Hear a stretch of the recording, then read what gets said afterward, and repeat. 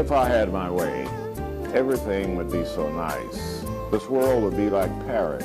No, it would be a paradise. No one would ever have to say, I'm gonna get my wish someday. All one would have to do is say, this is my order, if you may. Welcome to another episode of The School Without Walls. I am Antonio Hobbs, host of this educational program. This is part 2 of a program pertaining to the National Association of Black Men United. In the first part, I interviewed Dr. Mary D. Brinkley, who gave us an overview of the program. Now I have one of the participants who's a student here at the University of Arkansas at Pine Bluff, Mr. Willie Brown. How are you today? I'm good. How about yourself? I'm doing fine, thank you. What I want to do is, would you tell me where you're from and what caused you to come to Arkansas, UAPB? I'm originally from Chicago, Illinois. I had quite a few people who graduated and was affiliated with this school, so I wasn't too sure back in those days of where I would be going, but you know, talking to the right people, coming down here, meeting some good people, including, I know Mr. Carl Wimper. He had a very huge impact on my decision to come down here. Between family members and meeting him. I see. Brought me down here. How are you classified? I'm currently a senior majoring in business administration and management. You've been about 3 years and a bit, right? 3.5 right now. Okay. And you're in business administration? Yes, sir. I see. Now, you have any brothers and sisters? I have 2 younger sisters back in Chicago. One's 12 and one is 20. I hope you encourage them to come to UAPB. Oh, yeah, definitely. Very good. Now, let's talk a little bit about the National Association of Black Men United.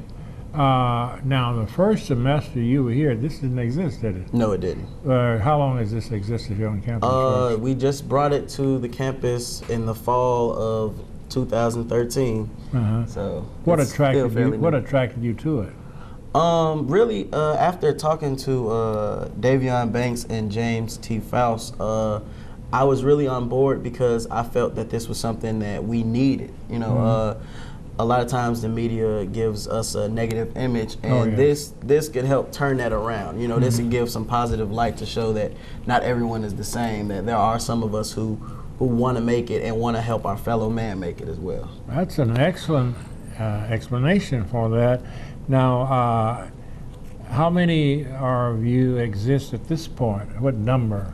It's about 18 of us. How many of them, can you call the names of some of those who, only one is here, Banks is here with us, right? Yes, we have Davion Banks, we have myself, we have Christian Jefferson, James T. Faust, Devin Ingram. Slow down a little bit. Okay. Devin Ingram. Devin Ingram. We have David Page. We have Xavier Westmore. Quite a few. Quite a few. I believe you got about 10 or 12 of them. How much more time we have in this segment? 1/3 of it is what we're going after. We got 5 minutes more? Okay.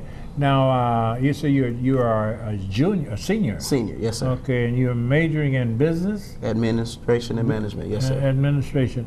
Now, once you get this degree, what are some of the possible jobs you might be able to acquire? I'm currently in the Arkansas Army National Guard, so I'm using my degree to stay in the administration field. I'm already a MOS, which is Military Occupation Specialty. I'm already qualified for that field, so I'm just going to use my degree, put me in a better, financial standpoint, right, and just go from there. The higher rank in the military, the more money, right? Yes, sir. Now, once you graduate from the college in the ROTC, aren't you an officer? Yes, sir.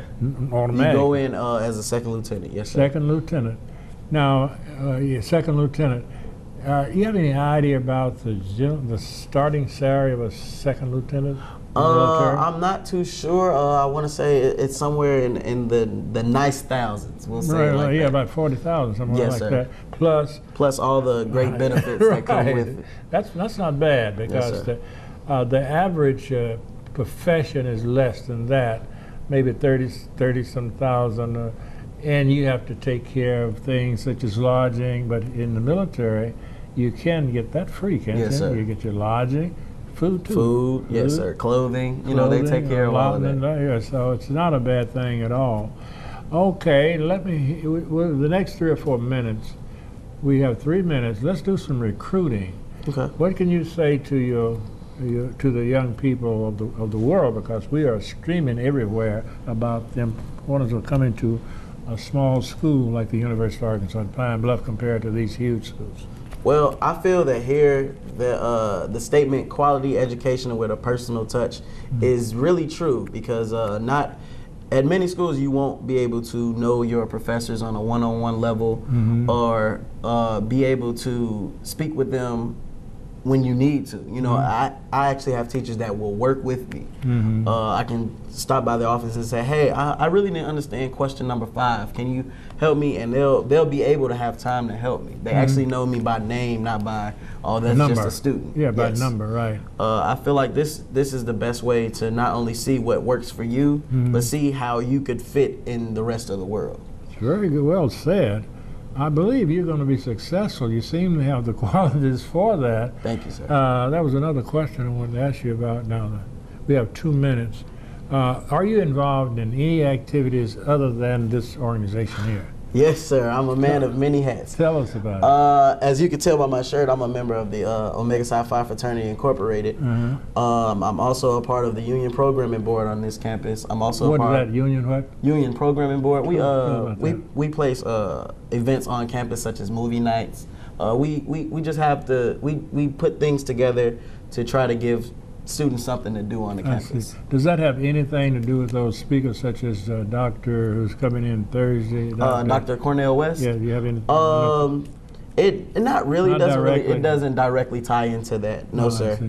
Also a part of the Student Government Association. What about the NAACP? Yes, sir. I'm actually a financial member of the NAACP. My God. Well, look, I believe your time is up. Certainly glad to meet you, and I expect you to be successful. Thank you, you seem sir. to have everything that is required. Thank you, sir. Be careful, don't walk off. How did UAPB prepare me? The Business Marketing Program. Here at the University of Arkansas at Pine Bluff, the faculty works very close with us, making sure we reach our full potential. With the help of Career Services, I was able to obtain an internship with Hope Federal Credit Union. This opportunity allowed me to travel to different states and learn additional skills. The company was so impressed at how talented and prepared I was as an intern that they offered me a full-time position as program officer. That's how UAPB prepared me.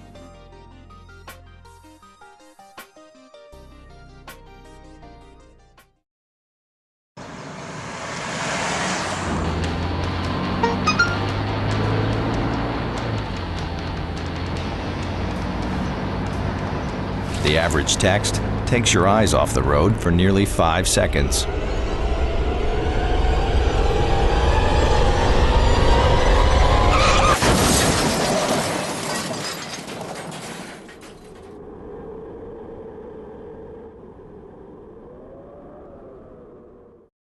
Those of you who have just joined us, I'm Antonio Hobbs, host and founder of this educational program called The School Without Walls. My guest here is Davion Banks. He's a student here at the University of Arkansas at Pine Bluff. He's also a member of the National Association of Black Men United. Those of you who caught the first segment, Dr. Brentley has introduced the basic principles of this program. So what I'm going to do is ask you, Mr. Banks, before we get into the program, tell us a little bit about your origin. You know, Arkansan, or were you born out of state? Out of state. Okay. I am originally from St. Louis, Missouri. I'm a junior at the university, majoring in mass communications with an emphasis on broadcast journalism. Okay, mass communication with an emphasis on journalism. Briefly, once you've been successful with the degree, what are some of the employment opportunities you have in mind? I'm really looking towards getting into radio, maybe working for Clear Channel. They actually own a company called iHeartRadio. So that's a successful company. Looking to relocate to North Carolina. All right, Clear Channel, is that a national radio chain? That's a corporation. That's a corporation that you find radio stations in most of the states? Yep. North Carolina, did you say? Yes. Any particular reason? Probably Charlotte. Charlotte. Any particular reason for that state? Probably because my grad school, University of North Carolina, Charlotte. Do you like that school? You go to grad school there? Yeah, and then work out there as well. well. So often you find work where you complete your work, okay? Yes, that sounds like a winner to me. Have you ever been to the Carolinas, period? Yes. There's a great history in the Carolinas. How so? Great history. If you think in terms of the slavery era, they had a lot of slaves there, and a lot of the islands out there in the sea still have a lot of culture that is African and so forth. There's a lot of historical sites there. A lot of people come through there, so that might be a wonderful area to do that type of work. Okay, now you're from which St. Louis? Did you St. Louis. Just St. Louis, not St. East Louis. St. Louis. No. What is the difference in East St. Louis and St. It's Louis? really 5 minutes away, right across the bridge, but East St. Louis is a part of Illinois. And it's smaller, is it? It's smaller than St. Louis. St. Louis is in Missouri. You're right. St. Louis in Missouri. The Show Me State. Okay, Show Me State. Okay, and you're from Missouri, I got it right? Missouri. Okay. You have any brothers and sisters? No, I'm actually the only child. Okay, that's why you're spoiled. Then. Not spoiled. No, sir. We always tease people about that, but you're not necessarily spoiled. Okay, now tell us what brought you to the University of Arkansas at Pine Bluff. My support system, my counselor in high school, my senior year, she was really pushing towards this school. She's not a graduate from UAPB, but she had family that went here, and she just always pushed me to go to HBCU, and she gave me a list of them, and UAPB was at the top of that list. I see. Did she ever tell you why she wanted you to go to HBCU rather than the traditional white school? She just said PWIs, predominantly white institutes. She said there would be a good reason behind going there, but she never went into detail. Explained it. But she always went into detail about our HBCU. What I would encourage African Americans to do as a whole would go to the first 4 years at HBCU for the purpose of becoming better acquainted with yourself and your culture, and generally the schools are small and you have more opportunities to develop leadership. Yeah. See, if you go to these schools with 40,000 students, and 90% of them are white students, you're not likely to get the opportunity to develop yourself as you would here. Yeah. And another thing, I'm saying this for the general public to know this, when the recruiters of the large companies come looking for African American, they don't go to the large major white schools, they go to the predominantly black schools because that's where most of them are, and a lot of them realize that. And they get the first opportunities, so whatever is out there for the African American community. Okay, so much for that. Time is rushing, Randy. We have 5 more minutes, do we? 3, my God, your time is gone. Tell us a little bit about your favorite, out of the 10 principles, which one sticks to your mind? I believe it is working with like-minded organizations. Okay, talk a little bit about that. Like-minded organizations. But being a part of NABMU, we stand on such found principles such as brotherhood, leadership, scholarship, and everything. So we want to work with some organizations who emphasizes or demonstrates or exemplifies the same thing. Yeah, the same thing. Yeah, we wouldn't want to do a program or a workshop, and the organization doesn't present themselves in a positive manner, which is also another commitment that we stand by. That is excellent. This is an excellent program. What do you think we can do to get more young men involved?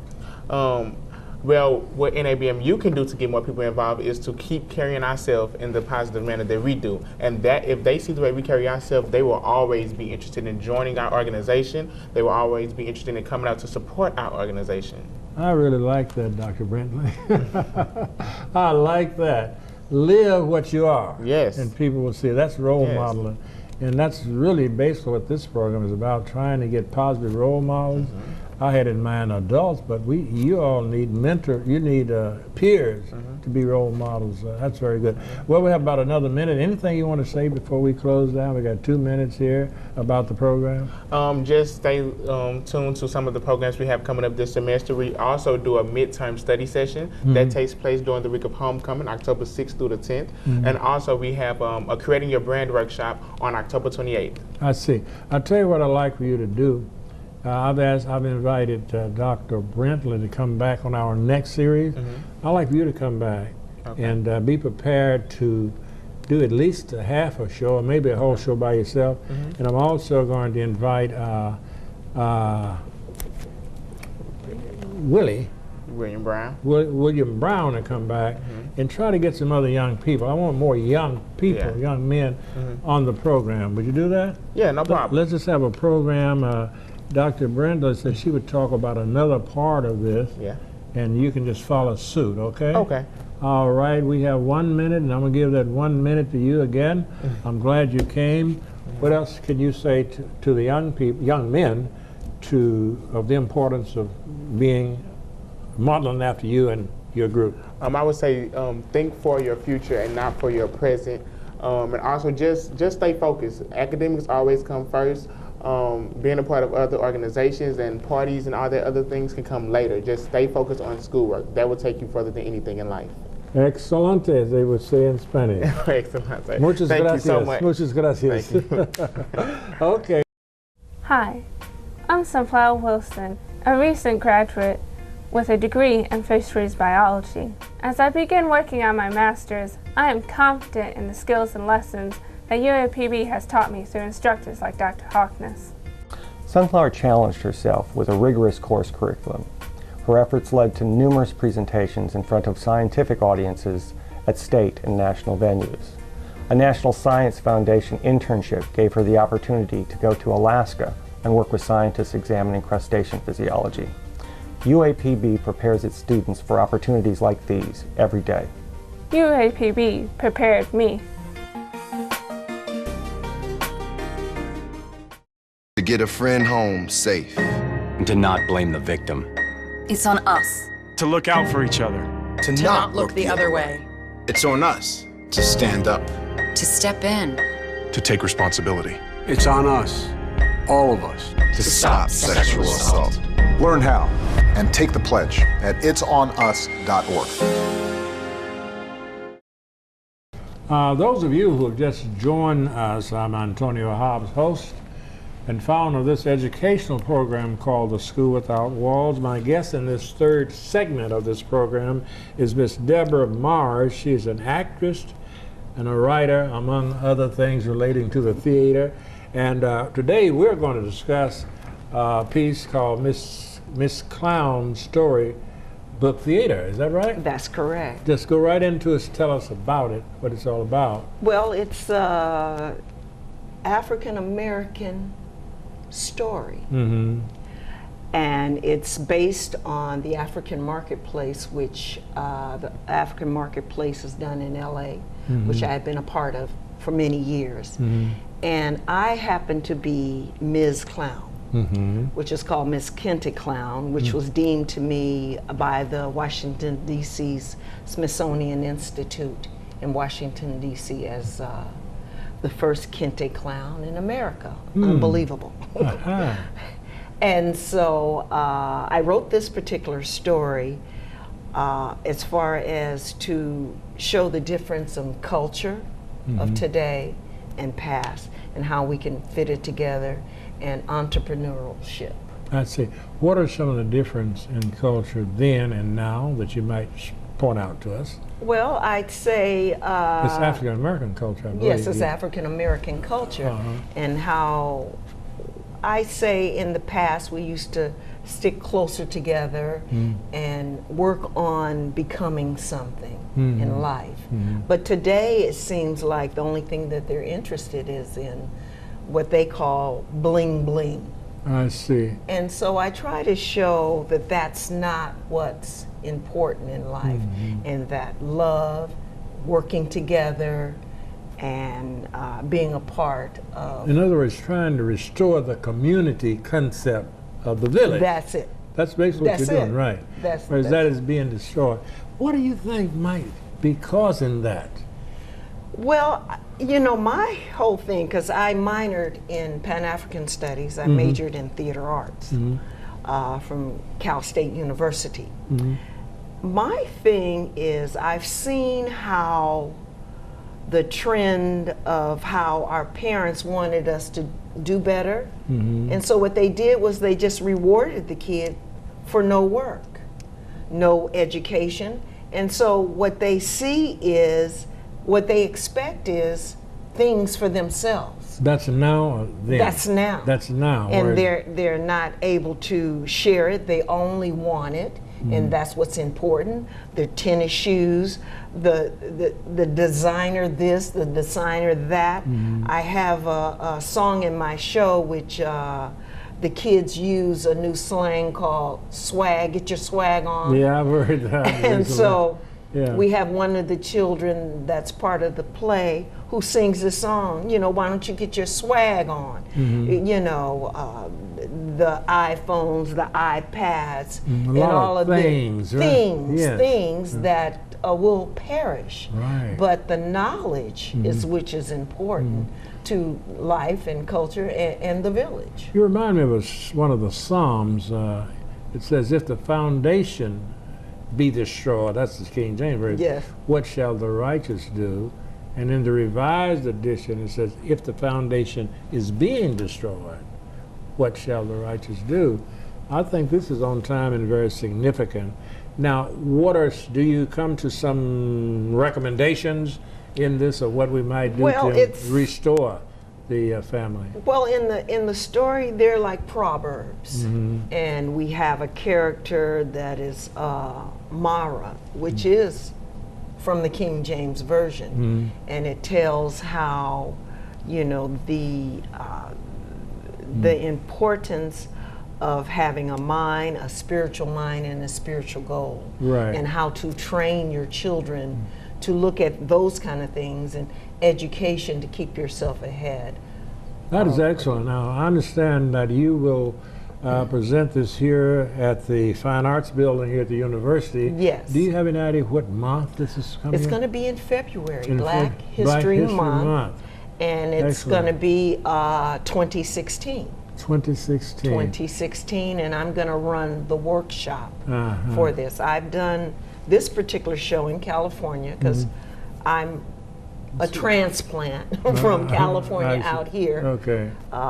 Family business, and so it's going to be a workshop where I'm going to train the students, even the students in the theater department, how to create this storybook theater, and I'll be a part of it. Okay. Will it be just one-time event, or will you do a series of things? I'm not sure at this particular moment. Seems like for but training, it is a series. Like it should be a series if you're going to be training someone. Right. Oh, well, it'll be more than one day of this training. Right. Usually my program workshop runs from 6 to 10 weeks.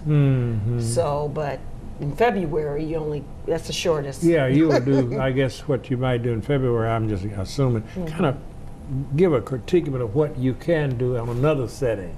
Okay, right? Yes, yeah, because you wouldn't have that much time here at the university. Right. But you could show and then later establish something. That's right. That's right. Well, we have about 2 more minutes. So anything you want to say? Well, let's do this. Show your picture and talk about this. This is the front cover. It's a storybook, which is also going to be turned into a book. I'm in process of creating the book. And if you see on here, this is me, Ms. Clown. And this particular costume is kente cloth, made by a student of mine. Define kente for those who don't know what it is. Kente is from the African continent of Kenya. Okay. And they did a program called Wrapped in Pride. This particular cloth is it's a special made, handmade cloth with different colors that create that particular culture in that region. Okay. All right. Of In the intro, talk what's about that? the intro, what they might see if Mr. Kelly is able to fix this later on. He might see an intro Well, of what now? they're going to see different pictures of the show that we've done across the city here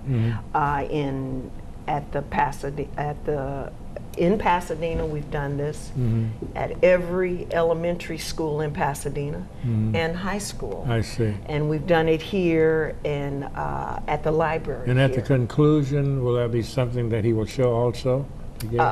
Maybe a trailer. A trailer of the show. I saw this at the library, but I didn't see the whole thing. I was there for maybe 10 or 15 or 20 minutes. Now, were you the only person on the stage, or did you have some children? Well, this particular show can be done as a one-person show, a one-woman show. So that's what I did at the library. But also, it's a cast of 5 different people. There is the mother and the 2 daughters. Okay. And then the main character, which is a surprise. I don't want to give that away. Okay, let us close on that. Glad to have you. Nice and I'm being looking here. forward to seeing it.